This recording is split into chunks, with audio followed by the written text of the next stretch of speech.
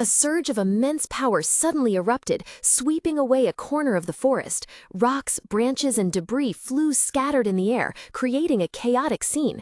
Right at the epicenter, the deafening clang of metal echoed. Two blades, one belonging to Elzine Tess and one to the mercenary, clashed continuously, spraying bright sparks with every impact.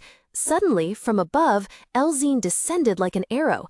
Her golden hair flowed in the wind as she unleashed a dangerous technique, countless sharp sword energy illusions simultaneously shooting towards the enemy. Caught by surprise, the mercenary only managed to startle, hastily swinging his sword to block the attack in confusion.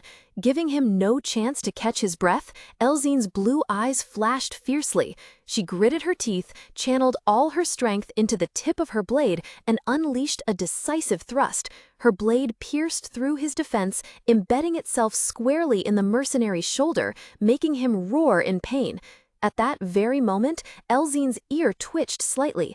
A premonition of another deadly danger struck her. She frantically turned her head, eyes wide with fear, and screamed, "Rian, get down!" Arrows tore through the air, hurtling down from the luminous sky. Rian clenched his teeth, pressing his back against the gnarled tree trunk. A barrage of arrows embedded themselves deep into the wood, narrowly missing his head. Cold sweat beaded on his forehead, and he panted, having just escaped the Reaper's scythe. "That was close," he muttered, his eyes still wide with horror as he glanced at Elzine fighting nearby. Both were surrounded in a dense forest. Rian swung his greatsword, fending off the mercenaries' assault, while Elzine moved swiftly, her sword flashing with deadly streaks of light. Suddenly, a nearby mercenary froze, his eyes wide with terror. He screamed desperately, his voice cracking with fear. "Scatter!" No sooner had the warning ended than the ground violently shook. Massive columns of light, encased in a radiant yellowish-blue aura, abruptly plunged straight down, piercing through all enemy positions. Explosions echoed throughout the forest, hurling the mercenaries into the air, scattering them apart. Amidst the chaos, from above, Shirone's figure glided like a shooting star, leaving a faint trail of light before vanishing into the canopy. Amidst the deathly silent forest, a dazzling surge of magic suddenly erupted. With eyes glowing in ethereal blue, Shirone swung their hand, unleashing a shower of light particles. Numerous destructive rays roared, tearing through space, rending the ground, and felling the surrounding ancient trees. Startled by the horrific preemptive strike, the mercenaries stumbled to the ground, scrambling for cover amidst the chaos. The shockwaves from the blast left them disoriented, their ears ringing from the resounding explosions. From a hidden position, a mercenary peered through the scope's slit, tracking Shirone's swift movements. A smug smile appeared on his lips as he raised his bow. "That's right, come a little closer," he muttered, the bowstring groaning taut as it was pulled to its limit. Suddenly from a distance, a magical fiery vortex materialized, burning intensely. The malicious smile on his face froze, replaced by utter astonishment. "Huh?" he uttered in profound confusion. A fiery streak of light suddenly tore through the air, hurtling towards the mercenaries. The sudden attack exploded, sending one soldier flying backward with a piteous scream. Chaos and terror immediately engulfed them. Another mercenary, face pale with fear, stammered, pointing towards the dense shadows of the trees. There's a sniper!" From the darkness, Amy Karmis emerged, her demeanor disturbingly calm. Her hand had just lowered, golden magical embers still glinting around her slender fingers. Her crimson eyes blinked, her gaze sharp and cold. "I knew something felt off," she thought to herself, confirming her uneasy premonition. Faced with overwhelming power and a hidden enemy, the remaining mercenaries froze. One of them screamed in panic, "Who are these damn monsters anyway?" The leader of the mercenaries roared in shock. "Who the hell are these bastards?"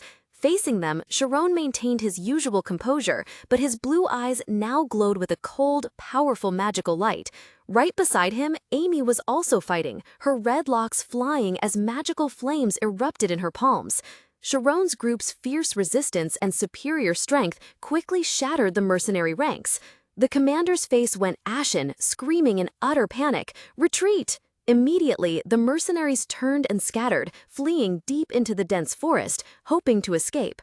However, Shirone and Amy had no intention of letting them go easily. In a flash, Shirone closed in. At the same moment, angry flames burst forth from Amy's hands. Her crimson kami's eyes glowing, she roared, "Do you think I'll let you escape so easily?" A blinding golden light suddenly tore through the night, hurtling straight towards the mercenary group. One of them barely managed to look up, his face contorted in horror just before the magical fire orb was about to engulf him.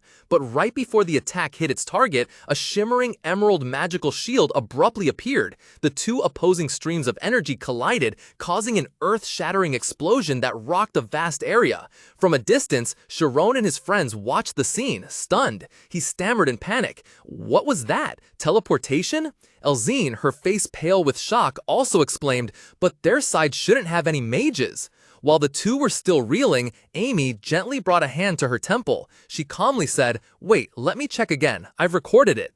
Immediately, her eyes glowed with an eerie red. As the image of the explosion replayed in her mind, a cold drop of sweat trickled down her cheek. Extreme astonishment clearly etched on her delicate face. She uttered in disbelief, "This is..."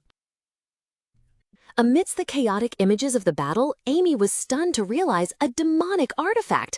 Meanwhile, from atop the sturdy wall of a formidable fortress, another mercenary calmly observed the battle through a wrist-mounted device. He smirked, his tone condescending. Indeed, those skills will certainly catch Captain Marcia's attention, but talent alone isn't enough to win. Below, in the gloomy forest, Shirone, Rian, and Amy stood back-to-back on high alert, quickly realizing their perilous situation as countless other mercenary figures silently appeared from all directions, on the ground and even in the high branches, forming a tight encirclement that blocked all escape routes, leaving the entire group completely isolated within the enemy's embrace. Amidst the dense forest, a fierce battle raged. Rian and Elzine struggled against a large group of mercenaries. Metal clanged loudly as Rian exerted himself to block a dangerous attack, while Elzine nimbly maneuvered to support him. A mercenary sneered, lecturing, "In real combat, there are all sorts of tactics you brats have never experienced." Instantly, a chilling aura emanated from Shirone. His eyes glowed with magical blue, and a brilliant sphere of light began to gather in his palm. The condensed power reached its peak and then exploded, unleashing a destructive beam of light that swept away everything in its path. But the mercenaries had already escaped using magic tools. However, when the last of the dust settled, the delighted laughter of the mercenaries echoed from somewhere far away. "Keep attacking all you want! Ha ha ha!" Shirone and his three friends stood at the edge of a cleared space, just created by his magic, looking down in astonishment. The scene was devastated. The ground cracked into countless fragments, but no one was hit. Realizing something was amiss, the group immediately moved. As they hurried along the forest path, Amy spoke with a pensive expression. "Again, they used instant teleportation. This spell is different from mana bullets. To be able to designate a destination, don't you need a user of the spirit domain? That means something is designating coordinates for them." Shirone, still focused on observing his surroundings, asked, "Like what?" Amy whispered, her eyes sharp, "I have a hunch. It must be somewhere nearby." Just then, Elzine suddenly sniffed repeatedly at the air. She abruptly exclaimed, "Everyone, there's an unusually strong scent here." The group hid behind a dense bush. Rian, with a skeptical look, blurted out, "Are you a dog or something?" Elzine's face darkened and she snapped, "I've amplified my senses with schema, you idiot." Amy mumbled, a drop of anxious sweat rolling down her cheek, "Just as I thought." Shirone led the group out of the bush and into a clearing. "Now I get it," he said, his eyes fixed on a giant, intricate magic circle carved into the ground. "They've synchronized the magical tools with a bracelet-shaped magic circle."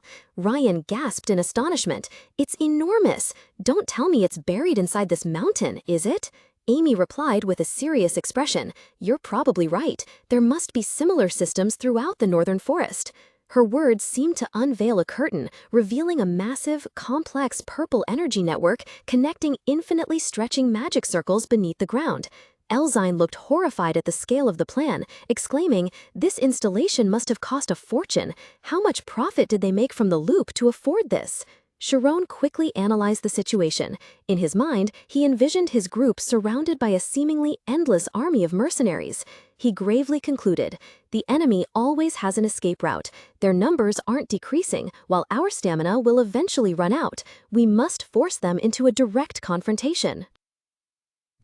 Rian eagerly said, then let's just keep moving forward and destroy the magic circles as we go. Still getting no response, the swordsman lost his patience. Can't we just smash the ground with our swords? With that, he swung his greatsword, scoring a line across the magic circle carved into the ground. However, it only left a faint, insignificant scratch. Seeing this, Amy squatted down, her hand lightly touching the glowing lines, and explained, in theory, that's a good idea, but they're not that easy to break. Magic circles are deeply etched into objects like an electrical circuit, so they're much more durable than what people commonly think. Furthermore, this isn't a low-level construct created by an amateur. Even if a few circuits are damaged, it will continue to function. After hearing the explanation, Rian cleared his throat awkwardly. After a period of silent observation, Shirone suddenly spoke with a resolute expression. Let's try. Let's destroy the magic circle. Rian's face lit up with joy, exclaiming, you finally agree with me? Amy, however, was completely stunned, stammering, what? She quickly stood up, frantically explaining to the group standing in the middle of the giant magic circle. The magic isn't just carved onto the surface, it's also embedded within this very space. At a minimum, we'd need to dig several feet into the ground to completely remove it. Amy looked annoyed. Forget about stamina. This is a terrible waste of time. Elzine looked at her friend, unsure. Do you mean continuing to fight like this is better than breaking the magic circle? Exactly, Amy replied decisively. Just then, Shirone, who was kneeling on the ground, gently touched the magic circle glowing with an ethereal blue light and spoke. Then what if we destroy it in just a few minutes? Amy looked down stunned, his words completely surprising her. 10 minutes, perhaps? If it takes longer than that, it truly is a waste of time. Shirone slowly stood up, his resolute gaze fixed on Amy. Everyone, stand back. He softly mumbled as if calculating, perhaps. The next moment, Shirone's eyes flared with an intense magical blue light, his face icy, exuding absolute confidence. I can destroy it in 2 minutes.